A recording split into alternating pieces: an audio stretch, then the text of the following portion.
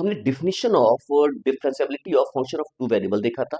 हमने देखा था कि यदि f कोई फंक्शन है d से r में, जहां d सबसेट है r स्क्वायर का और d ओपन सेट है, तो किसी पॉइंट ए बी जो d में बिलोंग कर रहा है उस पॉइंट पे फंक्शन डिफरेंशिएबल कब होगा? जब इसके नेबरहुड का कोई भी पॉइंट ले लें, a plus H B plus k, ये नेबरहुड में बिलोंग कर रहा है, नेबरहुड ऑफ ए बी इसके अंदर बिलोंग कर रहा है, तो फंक्शन की जो वैल्यू है, इंक्रीमेंटल डिफिनेशन इसको बोलते थे, यानी F of A plus H B plus K minus F of A B, ये जो डिफरेंस है फंक्शन के वैल्यूज में इस पॉइंट पे और इस पॉइंट पे, इन डिफरेंस को यदि हम इस तरह से एक्सप्रेस कर पाए,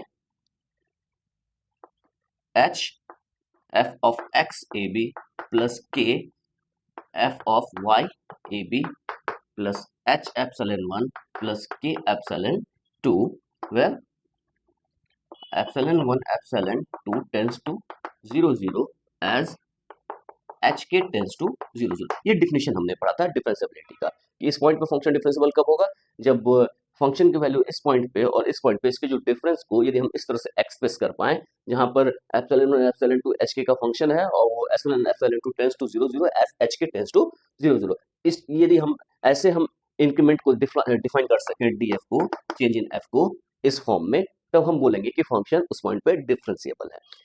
तो ये जो डिफरेंशिएबिलिटी की डेफिनेशन हो गई, तो इसमें हमने देखा कि डिफरेंशिएबिलिटी के लिए f of x at a B ये भी एग्जिस्ट करना जरूरी है और f of y at a B ये भी एग्जिस्ट करना जरूरी है। इसके बगैर हम फंक्शन डिफरेंशिएबल हो ही नहीं सकते, यही एग्जिस्ट नहीं करेगा तो इसको हम इस फॉर्म में लिख ही नहीं सकते। तो डिफरेंशिएबिलिटी जो है उसके लिए नेसेसरी कंडीशन क्या है कि फंक्शन डिफरेंशिएबल होगा, उसके लिए नेसेसरी कंडीशन है कि फर्स्ट ऑर्डर पार्शियल डेरिवेटिव उस पॉइंट पे एग्जिस्ट करना चाहिए। नेसेसरी कंडीशन है, लेकिन it is not sufficient condition, यानी कि फंक्शन उस पॉइंट पे फंक्शन का first order partial derivative exist कर सकता है, इसके बावजूद फंक्शन वहां पर डिफरेंशिएबल नहीं होगा। इसके लिए हमने एक एग्जांपल भी देखा था अपने प्रीवियस लेक्चर में। हमने देखा था यदि हम फंक्शन को f ऑफ एक्स वाई को यदि हम इस तरह से डिफाइन कर रहे हैं, x cube minus y cube upon x square plus y square when x y is not equal to 0 0 and 0 when x y is equal to 0 0, तो ये जो है ओरिजिन पे इसके first order partial derivative exist कर रहे हैं, even this is continuous at origin, लेकिन उसके बावजूद ये जो फंक्शन है वह डिफरेंशिएबल नहीं है 0 0 पे। ये हमने अपने प्रीवियस लेक्चर में देखा था। तो ये नेसेसरी कंडीशन था, लेकिन ये सफिशिएंट कंडीशन नहीं था। तो सफिशिएंट कंडीशन क्या, कोई सफिशिएंट कंडीशन अवेलेबल है? तो यहाँ पर एक कंडीशन है, आज का जो लेक्चर है उसमें से हम एक इसी कंडीशन को देखेंगे, और sufficient condition for differentiability. Sufficient condition of differentiability, वो एक से ज्यादा भी हम सफिशिएंट कंडीशन निकाल सकते हैं। यहाँ पर जो सफिशिएंट कंडीशन ऑफ डिफरेंशिएबिलिटी है वो एक बहुत ही सिंपल सा, वो कहता है कि fx और fy एग्जिस्ट करना चाहिए। चूंकि नेसेसरी कंडीशन है तो इसके बगैर तो वैसे ही हम नहीं कह सकते कि फंक्शन उस पॉइंट पे डिफरेंशिएबल होगा, तो ये तो नेसेसरी कंडीशन, ये तो होना ही पड़ेगा। उसके बावजूद एक एक्स्ट्रा कंडीशन कि इसमें से कोई भी, या तो fx एट ए बी या फिर fy एट ए बी, इनमें से कोई भी एक कंटिन्यूअस हो जाए कोई भी एक, तो फंक्शन उस पॉइंट पे डिफरेंशिएबल हो जाएगा। तो ये सफिशिएंट कंडीशन है, एक सफिशिएंट कंडीशन है। आप इससे ज्यादा भी दूसरे तरह के सफिशिएंट कंडीशन निकाल सकते हैं। हम जो पढ़ रहे हैं वो सफिशिएंट कंडीशन है कि यदि फर्स्ट ऑर्डर पार्शियल डेरिवेटिव किसी पॉइंट पे एग्जिस्ट कर रहा है और उसमें से कोई एक भी उस पॉइंट पे कंटिन्यूअस हो जाए, तो फंक्शन को उस पॉइंट पे डिफरेंशिएबल होना पड़ेगा।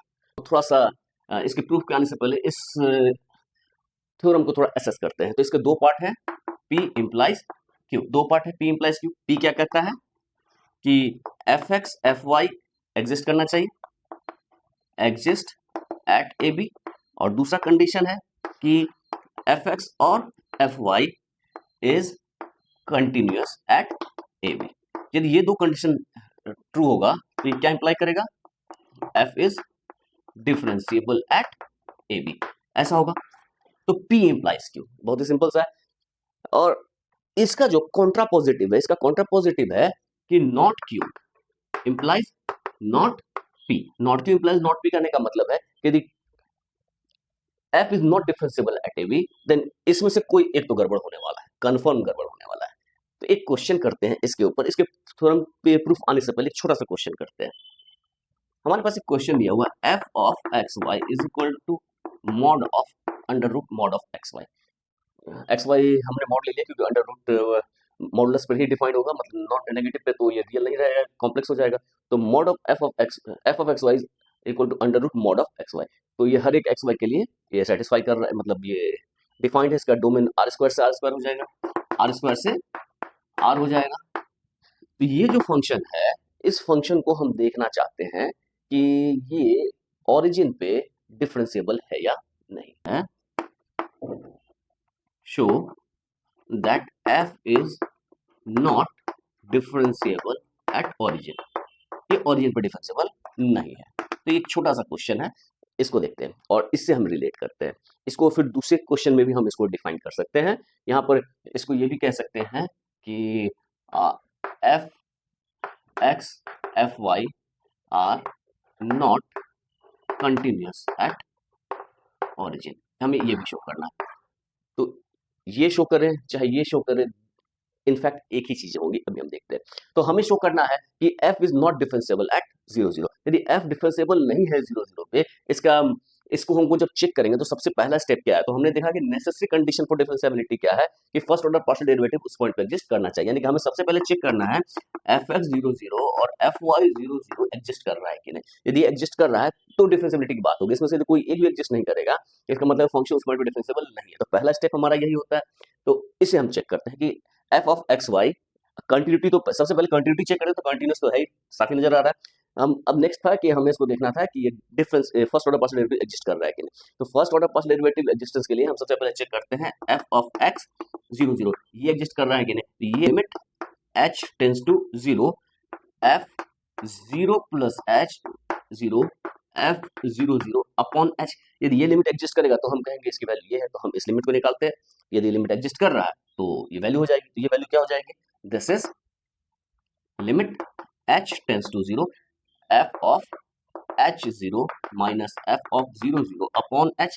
तो ये क्या होगा, limit h tends to 0 f of h 0 is 0, इसमें से कोई एक भी 0 होगा तो ये क्या हो जाएगा, 0 हो जाएगा। ये under root h mod of h into 0, तो ये 0 हो जाएगा। तो ये 0 और f ऑफ 0 0 तो 0 हो गया, 0 0 अपॉन h, तो ये वैल्यू 0 आ गई, तो इसकी लिमिट 0 आ रही है। Similarly limit k tends to 0 f of 0 0 plus k minus f of 0 0 upon k, ये भी 0 आएगा। यानी कि हमारे पास first order partial derivative exist कर रहा है, first order partial derivative exist कर रहा है। हमारे पास क्या आया, हमारे पास आया f of x 0 0 is equal to 0 और यही वैल्यू आ गई f ऑफ y 0 0। तो हमारा first order partial derivative origin पे एग्जिस्ट कर रहा है। अब हम चेक करना चाहते हैं क्या फंक्शन 0 0 पे डिफरेंशिएबल है। यदि डिफरेंशिएबल होगा, if f is differentiable at origin, then we have f 0 plus h 0 plus k minus f of 0 0, neighbourhood 0 0 के नेबरहुड का कोई पॉइंट ले लिया तो f of 0 plus h 0 plus K minus f of 0 0, इसको हम किस तरह से रिप्रेजेंट कर सकते हैं, इसको रिप्रेजेंट कर सकते हैं h f x 0 0 plus k f y 0 0 plus h epsilon 1 plus k epsilon 2 where epsilon 1 epsilon 2 tends to 0 0 as h k tends to 0 0, ऐसा होगा। और ये जो वैल्यू है, ये वैल्यू किसके इक्वल हो जाएगी, this is equal to h into 0, यहाँ पर 0 है, ये भी 0 है, तो ये सिंपली हो जाएगी f ऑफ, इसको हम यदि हम df से रिप्रेजेंट कर रहे हैं तो df किसके इक्वल हो जाएगी, df इक्वल हो जाएगी h epsilon 1 plus k epsilon 2 where epsilon 1 epsilon 2 tends to 0 0 as h k tends to 0 0। यानी कि यदि फंक्शन डिफरेंशिएबल होगा 0 0 पे तो ये होल्ड करना चाहिए, ये होल्ड करना चाहिए। तो हम चेक करेंगे कि इसमें परेशानी आने वाली है। क्या परेशानी आने वाली है, देखते हैं। हमारे पास df क्या है, df is equal to h epsilon 1 plus k epsilon 2, और df क्या है, df जो है अंडर, इसको हम लिखे हैं f of h k minus f of 0 0 df। तो इसको यदि हम लिखें तो h f ऑफ h के की वैल्यू क्या हो जाएगी, under root h k minus 0 is equal to h epsilon 1 plus k epsilon 2। यानी सिंपली हम इसको लिख सकते हैं, ये जो है ये इंप्लाई कर रहा है under root h k is equal to h epsilon 1 plus k epsilon 2। जहां पर epsilon 1 epsilon 2 tends to 0 0 as h k tends to 0 0। तो हम काम करते हैं, h को r cos थीटा और k is equal to r sin theta इसमें सब्स्टिट्यूट करते हैं। तो इसको यदि हम सब्स्टिट्यूट करेंगे तो ये क्या हो जाएगा, under root r square cos theta sin theta आ जाएगा, और यहाँ पर क्या हो जाएगा, r cos theta epsilon 1 plus sin theta epsilon 2, ये वैल्यू आ जाएगी। तो इसमें r को कैंसिल आउट कर देंगे तो ये वैल्यू क्या आ जाएगी, ये आ जाएगी cos theta sin theta raise to the power 1/2 is equal to epsilon 1 cos theta plus epsilon 2 sin theta, जहां पर epsilon 1 epsilon 2 tends to 0 as h k tends to 0 0। ये बहुत ही सिंपल सा है सेक्शन, जहां पर h epsilon 1 epsilon 2 tends to 0 0 as h k tends to 0 0 for, या फिर लिखते हैं एज r टेंस टू 0 हमारे पास h k tends to 0 0 implies r tends to 0 और h के टेंस टू 0 0 का मतलब हो गया epsilon 1 epsilon 2 tends to 0 0। So for r tends to 0 ये जो है ये सेक्शन, इसको यदि हम 1 मानते हैं, 1 का इंप्लाई करेगा, 1 इंप्लाई करेगा cos theta sin theta raise to the power 1/2, right hand side में सारा 0 हो जाएगा, 0 into cos theta plus 0 into sin theta, ये हो जाएगा।